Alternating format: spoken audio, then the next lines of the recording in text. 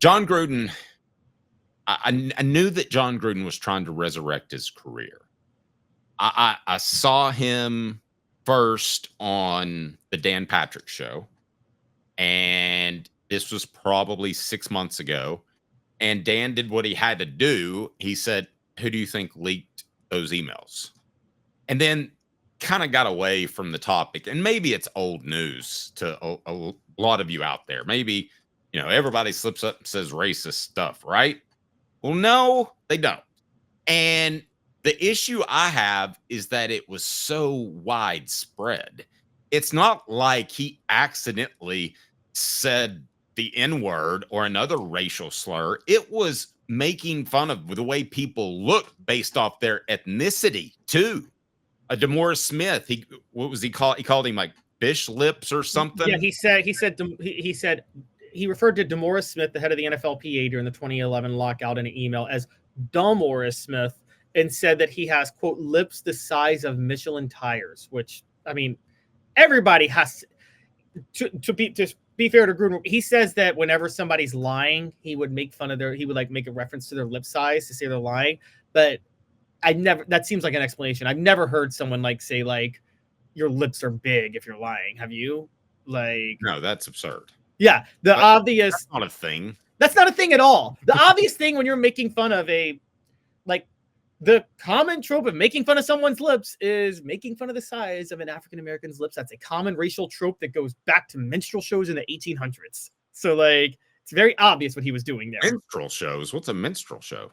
That's where blackface came from and things like that. It's I thought you we're talking about minstrel cycles. No. It basically was a form of theater where white actors would wear blackface and comically portray racial stereotypes of African Americans in the late 1800s. Yeah, I can practically see it in my head now. They've probably moved around and did all crazy stuff. But okay, is this a mistake having Jon Gruden back? Yes, for a couple of reasons. I'm not here to fully cast aspersions on. I don't know what's in Jon Gruden's head. I know what's in those emails, and I understand people say something just to lay out everything in here. He said he referred to Roger Goodell as the F word, the slur for homosexuals, and then he made fun of DeMaurice Smith's lip size. Those were the two biggest ones. Now, some people that they also he criticized Barack Obama. He mocked Caitlyn Jenner for receiving an ESPY award. I mean, I mocked Caitlyn Jenner for receiving an ESPY award. So I'm not about to sit there and call him out for that. But the other part, that the third most damning thing on this, was that he was among the people who received emails that were pictures of topless women who were Washington Commanders cheerleaders. Frowned upon. I'm sorry? Frowned upon. Yes, and as we know now, because this all stemmed from the lawsuit by the cheerleaders that talked about a culture of workplace harassment where they were basically forced to sexualize themselves in certain ways. So we're not even sure those topless photos, Dave, were consensually sent. Okay. And Derek, I see you defending Jon Gruden, and that's fine. We're all going to have different thoughts on that. And I see Unsung says Eddie Murphy made fun of Mick Jagger's lips. I mean, I get that, but we do know where his mindset was when he was making these comments. He was trying to attack somebody based off racial stereotypes. Now, let's take that aside, and that's a big aside, right? But yes. Let's take that aside. He strung Tennessee along because he loved the attention for over a decade. And I know from an incredible source that he was never even considering the Tennessee job, but he let it float out there. He could have gone on any one show and said, I just don't think I want to coach in college. And then bam, you're done. And he strung Tennessee along to the point that I do think it negatively affected a couple of their coaching searches. I actually fully agree with you on that. The biggest one was the one that actually ended up with Jeremy Pruitt. Let's talk about the Tennessee coaching search of 2017. So I'm covering it at the time. After Tennessee loses to Georgia 41-0 and goes 3-2, the bye week happens. Dave, the world knows Butch Jones is getting fired. everybody in the universe knows Butch Jones is going to get fired at the end of the year. Paul Feinbaum, during Tennessee's bye week, comes out and says that he's got some sources telling him that the boosters are willing to cobble up a ton of money to try to get Jon Gruden. And that and it actually sounded like a real thing that was happening. So what happens over the next couple of months? Tennessee bides their time. They let the program fall out under Butch Jones, and John Currie refuses to fire Butch Jones. Why does he refuse to fire Butch Jones? Because he's getting strung along by Jon Gruden, and he doesn't want to make the move until he can get Jon Gruden. Well, what happens? He finally fires Butch Jones, and Jon Gruden's not interested. Florida's already now. So what does he do next? He goes after Dan Mullen. Okay, Florida, unfortunately, because they weren't strung along, fired Jim McElwain about 3 weeks before Tennessee fired Butch Jones. So they were already way down the negotiation pipes with Dan Mullen. I mean, it was over. Tennessee was out of the picture for Dan Mullen. So they look at Chip Kelly. Chip Kelly wants to go to the West Coast. They're kind of stuck at this point. Like, it was Jon Gruden or Dan Mullen or Chip Kelly was who they wanted. And they're stuck. At which point Jimmy Haslam comes in and says, go hire Greg Schiano, because Jimmy Haslam was the only person stupid enough to think Greg Schiano would be a good hire. And that turned out that's where the whole disaster happened. But it all stems from Jon Gruden stringing Tennessee along. The way they landed with Butch Jones wasn't much different. Tennessee was strung along then too with Jon Gruden, just not as badly back in 2012. But you're right, he strung Tennessee along twice in 2 coaching searches, and it resulted in a terrible hire for one of Tennessee's coaching searches and a disastrous situation in an end. So beyond just horrible emails and whatever you think about it, you're really humiliating yourself. You're debasing yourself if you're Tennessee and you bring him back. I agree. And a comment from Unsung: what is the obsession with Gruden? Is there a belief he would have been a great college coach? I never thought that. I don't know. I didn't. If they'd have hired Jon Gruden, aside from the name, I wouldn't have been any more impressed than Butch Jones. I mean, Butch Jones had success in college. Gruden took over a Bucks team that was put together by Tony Dungy and won a championship with them. I never understood the obsession with Jon Gruden at all. No, I look, Jon Gruden, there's a little bit more to the story with Jon Gruden that maybe makes him an appealing coach, which is, so in both instances, just an example, Dave, in both times when Jon Gruden was kind of being heavily targeted by Tennessee, the hottest coaching commodity in football at the time was Jim Harbaugh. Well, for those who don't know, Jim Harbaugh is a protege of Jon Gruden. Jim Harbaugh developed his offensive scheme coaching under Jon Gruden with the Raiders in 2002 and 2003. So I think a lot of people thought Jon Gruden was kind of the brainchild of that. Let's be honest. Let's look back. Why did Jon Gruden win that Super Bowl in Tampa Bay? Not that Jon Gruden's a bad quarterbacks coach. He's not. But why did he actually win that Super Bowl? Because of Monte Kiffin's defense that was led by Warren Sapp, Simeon Rice, just like Hall of Famers everywhere. Jon Gruden had nothing. Rondé Barber, yeah. Jon Gruden had nothing to do with that. In fact, in 2008, I don't know if you guys remember this, Tampa Bay was first in their division, about to go win it again. Tennessee hires Lane Kiffin. Lane Kiffin makes it public that Monte Kiffin's leaving. Monte Kiffin is barely coaching. He's technically the defensive coordinator for Tampa at the end. Yeah, no, I went down there and interviewed him after a loss in which they were knocked out of the playoffs, I think. And I asked him about the Tennessee job. He goes, oh, God, I don't want to talk about that. Yeah, exactly. He wasn't coaching Tampa Bay the last 5 weeks. And when he wasn't coaching, they went from first in the division to losing their final 5 games and missing it. Monte Kiffin won that Super Bowl for Jon Gruden. Also, Bill Callahan may have thrown that Super Bowl. Go back and look up the story where Bill Callahan may have given away the playbook. There are rumors. There are rumors. Timothy, thanks for the super chat, says, I like the new rule. I don't know what rule you're talking about. Do we have a new rule? Did we put a new rule in there? And another thing that maybe the storming the field rule. I don't know. Okay. Another thing I wanted to mention too is, yes, David, I do believe people deserve second chances. And I think that he was done dirty, but he left himself vulnerable to be that. And he was hung out to dry by the NFL because the NFL I will say this, they scapegoated him to cover up for everything else that was happening with the Washington Commanders cheerleader scandal, because there were a lot of people involved that knew what those cheerleaders were being forced to do. And I think they hung Gruden out to dry to try to stop the investigation into the cheerleaders. I do believe that. I actually fully believe that. Yep. So hot or cold? Are you hot or cold on bringing Gruden back? Brought to you by City Heating and Air Conditioning. I'm very cold. I'm very cold too. I'm very cold. David asked a great question. Gruden is a great football mind, definitely not a great person. Okay, I want to inspect that for a second. First, City Heating and Air Conditioning. Now is the time when you need to get your service, your unit serviced. That sounds weird, but you need to do it now because when it gets hot, these things, they can go out. And with City Heating and Air Conditioning, they will take care of you. 50 years in East Tennessee. Integrity matters. Hi, Mike Davis here with City Heating and Air, reminding you to always dare to compare. Our team provides quality local heating and air service, installation, and maintenance across East Tennessee. We use only the best equipment like American Standard Heating and Air Conditioning for your residential, new construction, or commercial needs. Honesty, dependability, and customer satisfaction have been the cornerstones of our business since 1961. City Heat and Air.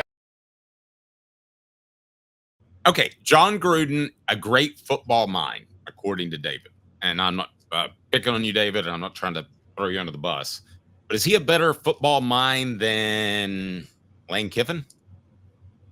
Is he a better offensive football mind than Josh Heupel? No, I don't think so. I mean, where would he be in the SEC middle of the pack, just as an offensive coach? Yeah, so Jon Gruden's claim to success is that, remember when, first of all, this, Dave, because remember, he was the offensive coordinator of the Eagles in the mid-90s, and then he got the Raiders head coaching job. He wasn't qualified for that job. Okay, that was like that. I mean, that's Al Davis galore, right? Where he hired, coaches in their early 30s that had no qualifications. I mean, the Eagles were terrible the last year before Jon Gruden got hired, so it made no sense. But his claim to fame was that he, I guess, revitalized journeyman quarterback Rich Gannon's career. But I mean, because they did look very good and he got cheated out of the Super Bowl. But those Raiders teams, when he had Rich Gannon, I mean, they were loaded with receivers and running backs. I mean, most notably Charlie Garner, right? And so I have a really hard time thinking that Jon Gruden did much. I used to believe in it, but I have a really hard time thinking Jon Gruden did much to improve those teams. And, then he goes to Tampa, wins the Super Bowl, but also we have to bring out the fact that Tampa had a Super Bowl caliber team for years before that. They just hadn't been able to stay healthy in the playoffs. So, listen, I do want to address this. B.S. Osborne says, so believe it or not, Gruden's brother-in-law is a frat brother of mine from ETSU. He told me that Gruden would have taken the Vols job if offered because I asked my frat brother about it. I'm just telling you that I knew somebody that spoke to him on a regular basis, and he was never really interested, but he always said that's off the record. He wanted to be associated with the job. He didn't want the job. That's everything I've heard too, and I've heard it from NFL players. I mean, look, to know this about Jon Gruden, ask the Bucs Super Bowl team, ask those players about Jon Gruden. Do you notice none of them really credit him for that Super Bowl at all? I mean, Keyshawn Johnson straight up doesn't like Jon Gruden. And no. I know Keyshawn had his issues, but yes, sticking with the story that he would have taken the job. Well, Dave Hart said in an interview publicly in 2012, John Curry never did. Dave Hart said publicly in an interview in 2012 that he reached out to Jon very early in the process and Jon wasn't interested. Now, as we're talking about this, maybe Jon was trying to negotiate wanted Nick Saban money to get hired at Tennessee. And I think I do believe that. I mean, I was told that he was expecting about $8 million when a good and maybe getting about $4 million. Yeah, exactly. Maybe it was more they didn't want to shell out the type of money that Jon Gruden wanted because he wouldn't shell out that type of money for a coach who hadn't been coaching for 10 years at that point.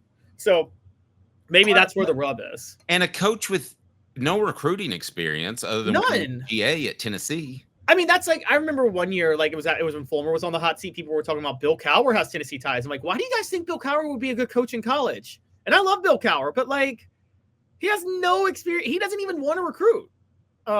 So I agree. And do you think Jon Gruden would be a hard enough worker to recruit? I don't. Yeah. All right. Yeah. I mean, Osborne, I'm certainly not calling you out. That's just what I was told by someone that spoke to Gruden. But clearly there's a lot of ambiguity there because I think he was playing games with the money. I think that, yes, I mean, you can write a check to anybody, and if it's the right amount, they're going to take the job. board. Yeah. So, I mean, I'm not gonna completely disagree on that. Dave and Caleb, that's what I was told, and he wanted total control like Saban. Now, I was told that too, and they weren't real comfortable with that either. So, I mean, but with Saban, he had won a championship at LSU. He won a national. Yeah. He won a national title at LSU. And at the time he was hired, he had a winning record with the Miami Dolphins. And then, yes, went 6-10 his second year. But Dave, I mean, I'm sorry. I don't know how you land on this. I've always rejected the notion that Saban didn't work out in the NFL. Saban didn't get the control he should have had in the NFL. But if Saban gets his way and signs Drew Brees, we're talking about a different Saban NFL career, aren't we? Yeah. No, I don't think there's any question about it. Drew Brees would have been fantastic if they didn't think his elbow was going to hold up. That was the issue. As it turned out, his elbow held up just fine. Yeah, exactly. And Saban went 9-7 with Dante Culpepper as his quarterback. And I know you guys will say, well, Dante Culpepper made the playoffs with the Vikings. He had Randy Moss to throw to. Randy Moss is would you agree, Dave, that Randy Moss is one of the few receivers that can turn a horrible quarterback into a playoff quarterback? Oh, yeah. There's like 3 in history that can do that, and Randy Moss is one of them. Yeah, I don't even know that. Maybe Calvin Johnson, that one of your other ones. Maybe, but even I mean, like Matthew Stafford won a Super Bowl without Calvin Johnson when he went to the Rams. So you're right. I can't even put I have wanted this. Maybe Andre Johnson when he made Matt Schaub a playoff quarterback when he was playing for the Texans. Sure. But yeah, point being, Dante Culpepper was a garbage quarterback who just had Randy Moss to throw to. And he didn't even have Randy Moss with Miami, and Nick Saban went 9-7 with him. Yep, I agree with David. Personally, I believe Gruden was a better TV personality than a football coach these days. I think coaching is behind him. I don't think he wants to do the grind. I just don't. I do remember Mike Tomlin showing up at one of the coaching conventions. I remember he was at a party with Lane Kiffin there, and he had the little red cup, and you could see that he was totally uncomfortable because there were probably co-eds there and God knows what, and who knows what Ed Orgeron was doing, and he was like, I got to get out of here. I mean, there was a picture of him. He was just like, oh, no.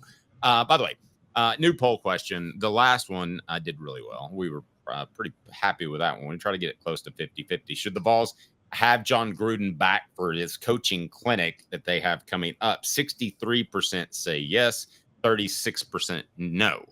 Now, a new poll question. Better coach, Lane, Gruden, Heupel. Now, there's going to be a little home court bias. I get that. And that's why Heupel is leading right now. But if you had to rank those 3 coaches, where would you rank them, Caleb? Lane, Heupel, Gruden. I'm sorry. Lane Kiffin is the best offensive coach of those 3. I know that's unpopular, but okay, but guys, offensive mind, I would agree with you. I think it's much more debatable when you get into overall coach. Would you agree with that? I don't think Heupel or Lane do that much on defense. And I think Lane scout in terms of being a CEO and doing what you need to do. Lane does maximizes what's possible at Ole Miss. I think Lane's mature enough now where if you look, Lane has burned too many bridges to the point where he's probably never going to get a job better than Ole Miss again. I think you and I both agree with that, right? He's too toxic for blue blood programs outside of maybe LSU that will may throw. Yeah, he wants the LSU one bad. I know that for a fact. So if they ever, somebody's going to have to get kind of desperate. And if Brian Kelly doesn't work out after you went and made a splash hire, I could see them getting desperate and saying, let's take a look at Lane. Now, I'll say this too. He also wants the Florida job.